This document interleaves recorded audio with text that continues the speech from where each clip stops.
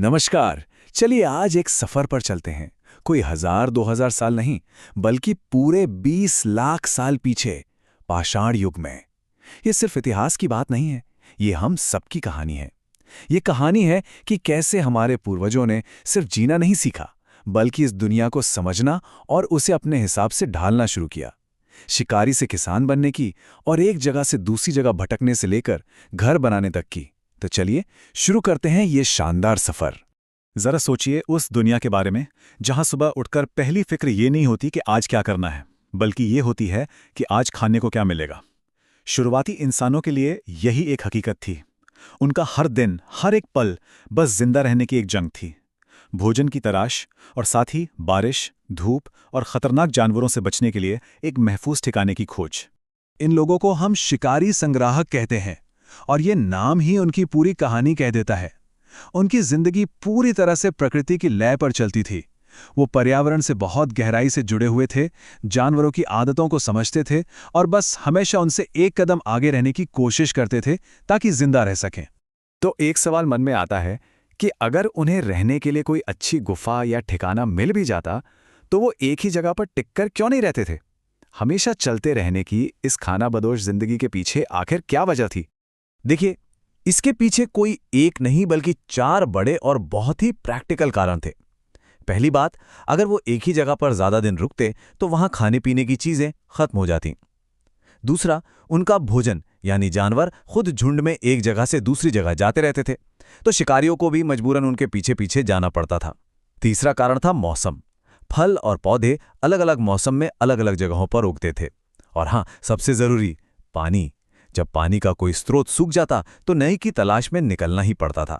जिंदा रहने की यही जो जरूरत थी, उसी ने इंसान से वो करवाया जो मानव इतिहास की सबसे बड़ी छलांग साबित हुई। मतलब सिर्फ माहौल को झेलने के बजाय उसे अपने काबू में करने के लिए शुरुआती इंसानों ने औजार बनाने शुरू किए, और यहीं से इनोवेशन यानी नवाचार की शुरुआत हुई। उन्होंने अपने आसपास जो कुछ भी मिला उसका इस्तेमाल किया।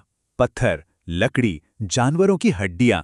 लेकिन समय के साथ लकड़ी और हड्डी तो गल गए, खत्म हो गए। यही वजह है कि आज जब हम खुदाई करते हैं तो हमें सबसे ज्यादा पत्थर के औजार ही मिलते हैं, और यही हमें उस प्राचीन दुनिया की एक असली झलक देते हैं।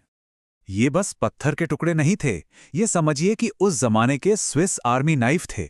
एक ही औजार से मांस काटा जाता था, पेड़ों की छाल खुरची जाती थी, जानवरों की खाल साफ की जाती थी और जमीन से जड़ें भी खोदी जाती थी। मतलब ये मल्टीपर्पस टूल किट थी जो जिंदा रहने की गारंटी थी। और इन औजारों की कारीगरी देखिए कितनी कमाल की थी। एक तरफ ये मोटे और भारी औजार थे जिनसे जमीन खोदकर कंदमूल निकाले जाते थे, तो दूसरी तरफ ये नुकीले और तेज औजार भी थे जिनसे जानवरों की खाल में छेद करके उन्हें एक तरह से सिला जाता था, ताकि कड़ाके की ठंड से बचने के लिए कपड़े बनाए जा सकें। वाकई एक बहुत ही सरल लेकिन क्रांतिकारी तकनीक।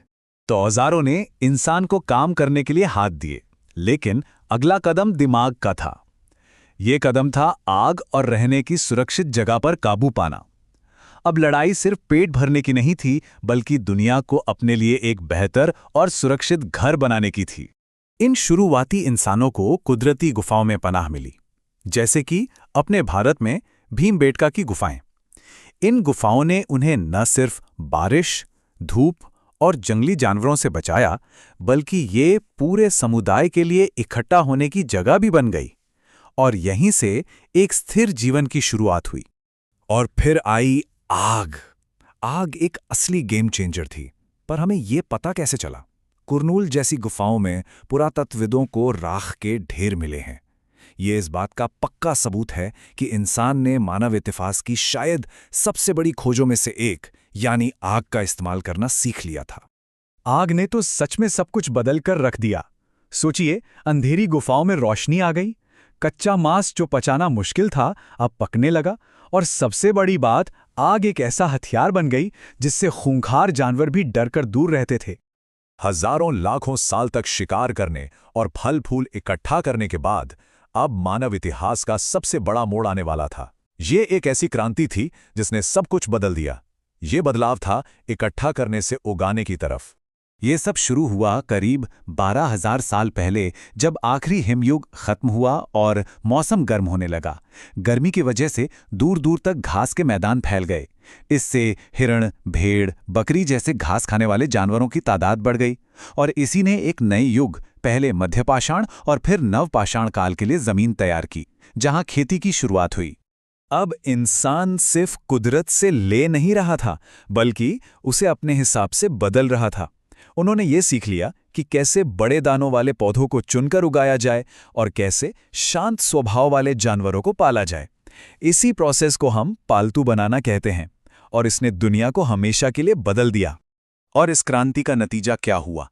बस्तियां, मेहरगढ़ जैसी जगहें दुनिया के सबसे शुरुआती गांवों में से एक थी। अब लोग एक जगह टिककर घर बना सकते थे, फसलें उगा सकते थे और आने वाले वक्त के लिए अनाज जमा कर सकते थे। ये सभ्यता की पहली ईंट थी। इस नए लाइफस्टाइल के लिए नई तकनीक की भी जरूरत पड़ी। अब जमीन साफ करने के लिए पॉलिश की हुई कुल्हाड़ियां बनी और अनाज पीसने के लिए ओखली और मूसल जैसे औजार जरूरी हो गए। और मजे की बात यह है कि हजारों साल बाद आज भी हम अनाज पीसने के लिए इन्हीं औजारों के अलग-अलग रूपों का इस्तेमाल करते हैं। लेकिन एक मिनट, ये लाखों साल पुरानी कहानी हम तक पहुंची कैसे? मतलब हम ये सब जानते कैसे हैं? इसका जवाब उन सुरागों में छिपा है जो हमारे पूर्वज पीछे छोड़ गए, और उन लोगों की मेहनत में जो इन सुरागों को पढ़ने का हुनर जानते हैं। तो मिलिए पुरातत्वविदों से। एक तरह से ये अतीत के जासूस होते हैं। ये पुरानी जगहों की खुदाई करते हैं और वहां मिले अवशेषों, चाहे वो पत्थर के औजार हों या पुराने घरों की नींव, उनका विश्लेषण करके हमारी कहानी के बिखरे हुए टुकड़ों को एक साथ जोड़ते हैं।